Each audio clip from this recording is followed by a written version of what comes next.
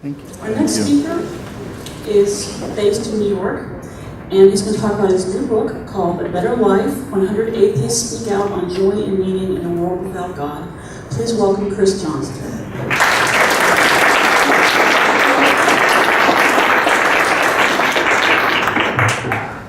Thank you so much for having me. I'm thrilled to be here today.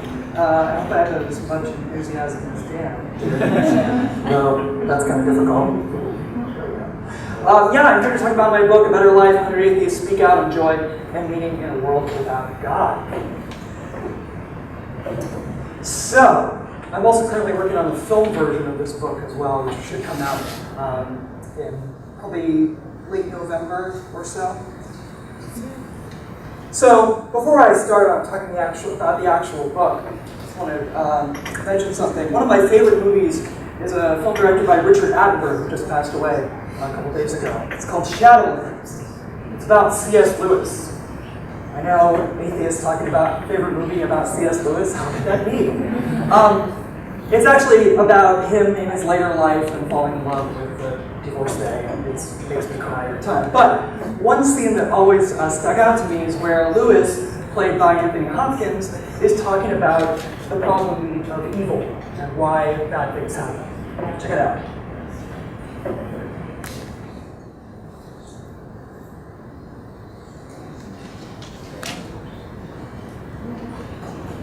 We're not getting any audio? Audio?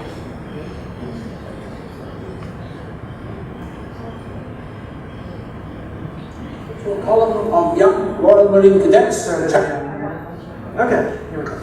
Yesterday, I received a letter that referred to an event that took place almost a year ago, now, December the 4th, 1951. My correspondent hadn't forgotten. I doubt if any of us have. That was the night a number 1 bus drove into a column of young Royal Marine cadets in Chatham and killed 24 of them. You remember? The letter asks some simple but fundamental question. Where was God on that December night? Why didn't he stop? Isn't God supposed to be good? Isn't he supposed to love us? And does God want us to suffer? What if the answer to that question is yes? So I'm not sure that God particularly wants us to be happy. I think he wants us to be able to love and be loved. He wants us to be able to love and be loved. And I happen to agree with 1/3 of that statement. So if people were to ask me about the major themes and ideas in this book, one of them is how important our time is together and trying to cherish the moments of happiness that we have. And as far as we know, we only have this one life. And if you really take that to heart, it changes the way you see your family, relationships, experiences. And as I quoted in my introduction in the book, A.A. Milne's beautiful line from Winnie the Pooh, "How lucky I am to have something which makes saying goodbye so hard." This is one of my favorite images from the book. It's a little hard to see in this projection, but it's writer Greta Christina and her partner Ingrid in San Francisco. And if you read Greta's piece in the book, it actually makes it even more poignant. I won't spoil that for you, but there's a very interesting story about that picture. But let's go back to where this idea of this book came from. I was on a road trip with my brother through the Southwest. This is White Sands National Monument in New Mexico. If you haven't been there, it's one of the most amazing places I've ever been. The snow. The sand looks a lot like snow. It's that white. It's incredible to be in that space, and that's all you see, and just mountains in the background. It's gorgeous. And in 2011, I went there with my brother, and it was just this really amazing experience. And so seeing these beautiful surroundings got me thinking about how amazing life is on its own. And I've always been an atheist.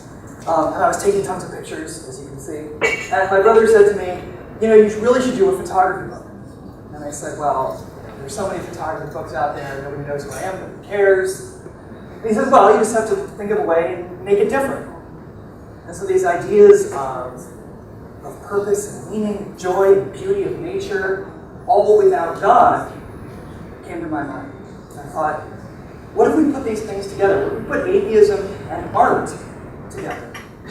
Because for so long, a lot of the discussion about atheism has been very intellectual, right? It hasn't been that emotional. I mean, it is emotional, but the intellectual discourse is much more prevalent than, say, talking from an emotional standpoint. So I had this idea. I didn't quite know what to do with it. I was a struggling artist living in New York City, which was always exciting. So I didn't know what to do. But I kind of put the idea out there and wanted to see. And some people don't like this. Atheists are not a very trusted group here in the United States. This is, for example, one of the YouTube comments that I've got. You can't read it. It says, "Please die in a car crash or other accident." And I like two things about this. One, I like that they said please. I also like that they give me a choice. They're fun. Or some other kind of accident. And that's,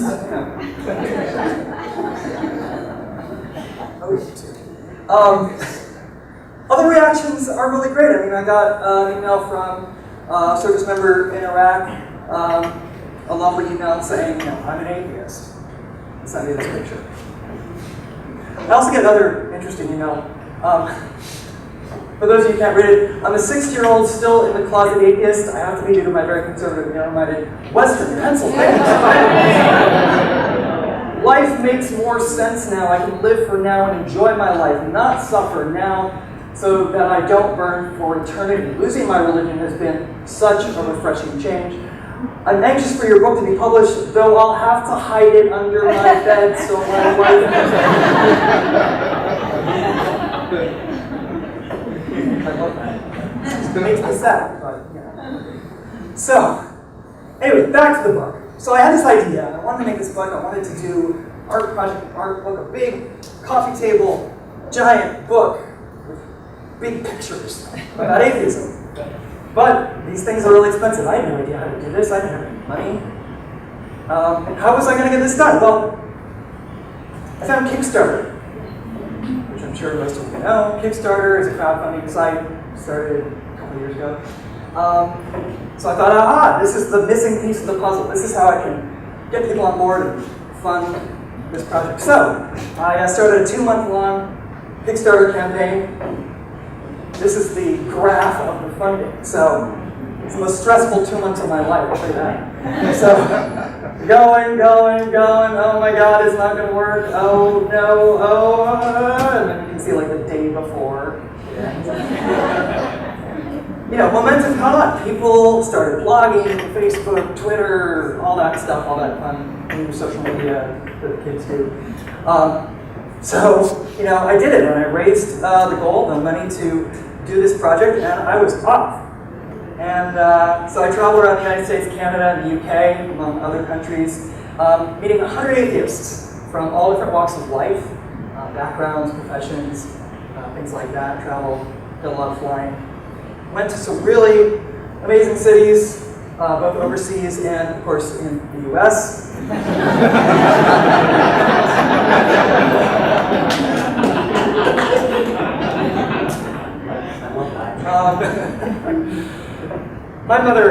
Both my parents are from Cleveland, so if anybody was from Cleveland. Yeah. Right. So I met some really great people for the book. The bottom left there, Nala Mahmood, who is a Sudanese refugee living in London. Up on the top there, the right, Donald Johanson, who's the scientist who discovered Lucy back in the 70s. And below, the bottom right there is Carol Blue, who's the widow of Christopher Hitchens. And some of the people involved in this event are featured in the book. Let's see, for example, Annie Laurie, Faisal, and Fred, who's in fact, and Ginny LeBay.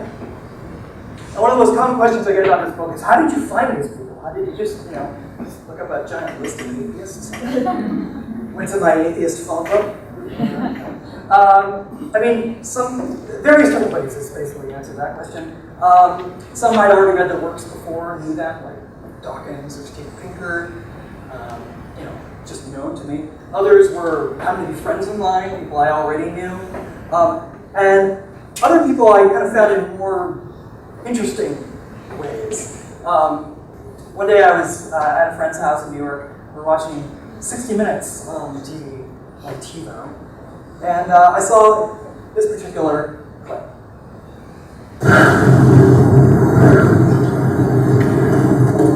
Here, Alex Honnold is 2,600 feet above the Yosemite Valley floor, trying to haul himself up the slippery granite wall of Sentinel. He's so high, he disappears into the mountain.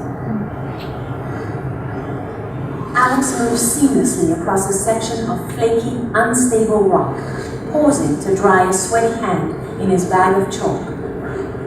There's nothing but him, the wall, and the wind. He's up here without ropes or a safety harness. All he has is a pair of rubber climbing shoes. This is what climbers call free solo, and it's so dangerous that less than 1% of people who climb attempt it. Who wants to go? So I saw this bit, and I thought, the first thing, this is during when I was doing Kickstarter, I was like, oh. The first thing I thought was, if he's an atheist, I have to get him for the book. How do you know if he's an atheist? I looked, and actually he was on his Wikipedia page. It says he was an atheist. So I wrote on this Facebook wall, in a Facebook page. I wrote on this Facebook wall, and I said, I'm doing this book, blah, blah, blah. 2 seconds later, he responds. He says, oh my God, that's amazing. Put your email in, I'll email you. 5 seconds later, he emails me. He's so excited about the project. And there he is. I went out to Yosemite, which, if you haven't been there, it's pretty amazing to meet him. We spent a week in Yosemite, hanging out, doing things. I didn't do any free soloing. But also, here's a funny story about this picture, by the way. He's wearing this nice shirt here, and he was cold. He was shivering. I wasn't checking. And it took me a while to realize he has no body fat. It's like all muscles get colder easily. That picture, here's a picture while we were kind of scouting where to take pictures. That's the rock he was sitting on there in the previous picture. So it's, like 2,000-foot drop like that there. And we're all like climbing over geometric picture signs and stuff. We're gonna do it. Might as well do it. So I met all these people. Really interesting things were said. I filmed all the interviews that I did. I'm turning those into a documentary now. This is Pat Churchland, neurophilosopher Pat Churchland, and her dog, Farley. And here's a clip of Pat talking about celebrating from a secular perspective, what that means to her. I used, of course, to teach introductory philosophy to undergraduates, both at UC San Diego, but also in Manitoba. And often, of course, the issue of religion very naturally would come up. And in the kind of social times, when I'd go for coffee with the students and things afterwards, they'd say, well, what do you do about Christmas? And it was a very reasonable question. And so I sort of began to explain to them, we really think of it as a kind of, originally, a kind of pagan holiday, which is sort of the celebration of winter solstice, where the days are as short as they're going to get, and the photo period is going to lengthen, and there's all kinds of rituals associated with it being winter solstice. And we just partake of any rituals that happen to please us and that we feel comfortable with. Do the kids hang up stockings? Of course. And so do the dogs. And do we leave out cookies for Santa Claus? Well, but of course. And so it doesn't have to be taken to be too heavy and serious, and it can still be fun and playful and joyful, while at the same time, you know, you're not buying into it wholeheartedly. I mean, in a way that, you know, when you play Monopoly, you take it all very seriously, and you really want all those houses, and then you really want to get those hotels, and you really want to be the monopolist that wins it all, and all that sort of stuff. But you know, it's only play money. Well, in something like that, I think that you can partake of various religious rituals without believing in the metaphysics or the mysticism or the stuff that comes in. Of course, another person with the book, A.C. Grayling, who I swear could read the phone book and it'll be interesting. And speak. It's incredible. He made a really good point, talking about the finite nature of life and how you only have a certain amount of time in your life to do what it is that you want or need. If you think that death is the end of one's life, it puts great deal of emphasis and focus on achieving something in this life. Now, I'm very fond of repeating, and I repeat it at every possible opportunity. What Solon, the Athenian lawgiver, said to King Croesus, he said that you've got to remember that a human life is less than 1,000 months long. If you do the maths, supposing you live until you're 80, what's 12 times 80? It's less than 1,000 months. And a third of them, 300 months, you're asleep. Another third of them, you're waiting in line somewhere, in Green or somewhere. So you have about 300 months to live with passion, to live with vividness, to live trying to do something, make something, trying to create some significance in your own life and the lives of people you care about, and people in the world in general, if you can. And that's quite that's quite a challenge in a way. It's a good challenge. And so it means that one must not waste time. As the cobblers used to say, work while you have life. So while you're here, while you have your 300 months, you must put all your energy into it. Someone else in the book you might recognize, of course, here is Julia Sweeney, famous for Lamb of God, which is brilliant. If you haven't seen it, here she is with her daughter, Mulan. When I went to go see Julia, her father-in-law passed away the morning I went to see her. And one of the things I talk about with people is death. And so it was a very recent thing for her. So I just want to play a little bit about what she said about being an atheist and dealing with the issue of death and dying. Well, that's interesting, because I've had a lot of death around me. Well, first of all, I've somehow had a lot of death around me just by accident. I've just worked with a lot of people who died. I've had a lot of friends who died. And I've had family members who died. My brother died of cancer, and that was when I was sort of a believer. Like, I'm a vague believer. I wasn't clearly an atheist then. But this summer, my other brother died, and my husband's dad died, and so I'm just like really around a lot of people dying right now. And I guess it makes, you really do see everything differently. I notice, for example, people coming and saying, I'm praying for you and I'm praying for your brother. And I realize they're really just saying, I'm thinking of you and I'm thinking of your brother. But I know, just having gone, my brother died a month and a half ago, and people, they seem to want to,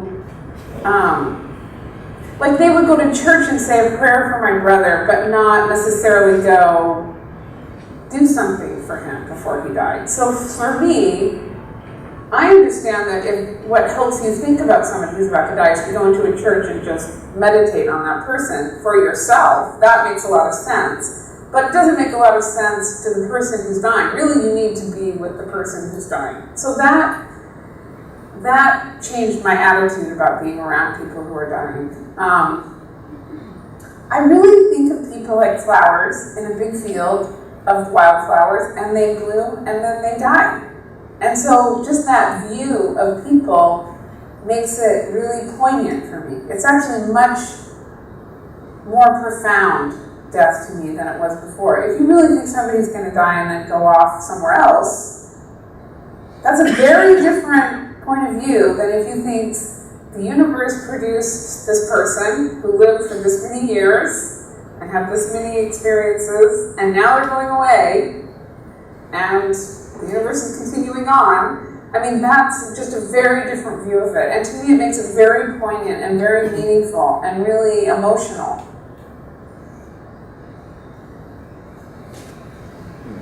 I really like what you had to say about people being like wildflowers in a field. How we grow, we die. The universe keeps going on. And kind of this cycle. And I'm also reminded of kind of where I started. In that short time, what are some of the overarching themes and ideas? And I think, from doing this project, working on this film, doing the book, the common theme you see again and again is that 1/3 of the quote from Shadowlands, which is love and be loved. Because the relationships that we form are precious because they're finite. They're not going to last forever. You're only going to know people for a certain amount of time before you die, or they die, we all die. I think that just makes it so much more special and so much more important. I think talking about atheism in a different way.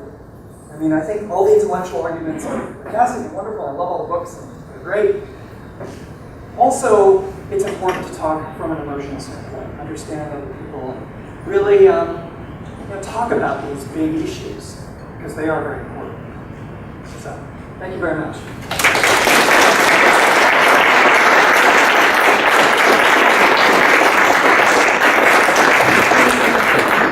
Also, before we get to Q&A, I just want to say one thing. These books, I have one of them with me here just to show, they're really heavy and big. So I won't be able to bring them because a box of like 5 is 20 pounds. But if you go to theatheistbook.com, which is my website, I have a discount code here which gets you free shipping. So it's like you bought it here, except you don't have to lug it home, and I'll ship it. So I'll take any questions that you have. Sure. I noticed in your book you have a lot of people that it seems like it might be hard to get a hold of, like Penn and Teller, I think, are in there. You just call them up and say, "Can I come and photograph you?" Is that great? It depends on the person. Penn and Teller were difficult. You have to find their agent and go through that person. And, people who have multiple people, it's kind of difficult to get.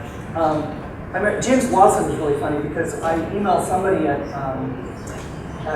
Cold Spring Harbor where he works, and I had no idea that he would get the email. And I sent an email, and then like 6 months later, I got an email back with an attachment of a scanned letter. He doesn't do emails, so he wrote me a letter, and then somebody scanned it and emailed it to me. So I got that. So it's all different kinds of ways that you some people are really difficult to get hold of. It's true. I've been in the atheist movement for about 30 years. 70s, student, American atheist, and everything. This is one thing that's lacking, I think, in the movement is that positive side. The common everyday living side. Positive, atheists are always portrayed as very negative, questioning, challenging, fighting, scrapping, etc. And not enough attention in this book here, and I guess your other activities are, I think, a very, very good contribution to that point of view. Which leads me to the question, what's your next project? I could suggest one. Okay, well, we'll talk Let me after. suggest one. Yeah. An area that hasn't been covered is children. Yeah. Raising children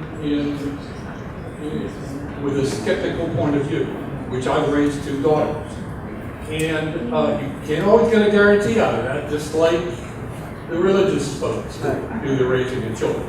But I think something like this book here, my suggestion of a positive point of view of atheism for children and young people.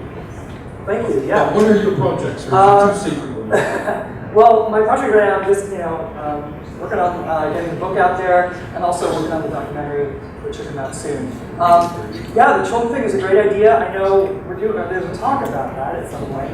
I don't know whether it's today or tomorrow, but there's talk about raising children tomorrow. Oh, there you are. Yes. Talk to those people. there's a lot. I think that's really a new thing that's coming up too. So yeah, but you're right. We are in desperate need of those kind of things. What's the venue for the film version? It'll be online, possibly if I can get on Netflix or whatever through some kind of distribution deal. That would be great. And how long? I don't know yet. Probably anywhere from 90 to 100 minutes, somewhere like that. I have like 50 hours of footage to muddle through, so it's a lot to kind of compress down. But hopefully it should be good. We'll see. One last question. Yeah. Atheists in visual arts. What's going on there? Do you know anything? No, I don't. I mean, that's one reason why I wanted to do this and do the films, because we're not really represented well in the visual arts. I know they've been in the theater, but I've never seen them in the visual arts. Yeah. Sculpture, painting, design. I don't know. I mean, that's a good question. I think it's probably why we just haven't even represented this. It's another project. Yeah, really. It is interesting you mentioned about how needed it is and how we don't necessarily always go beyond the arguments. And somebody asked me when I was staring at the film version, someone said, what's your tagline for these films? And I just said, there is no God, now what? Because I don't even, I get emails from people wanting to argue about the existence of God with me. I'm not the best person to do that. I mean, go talk to Matt Dillon, he's great.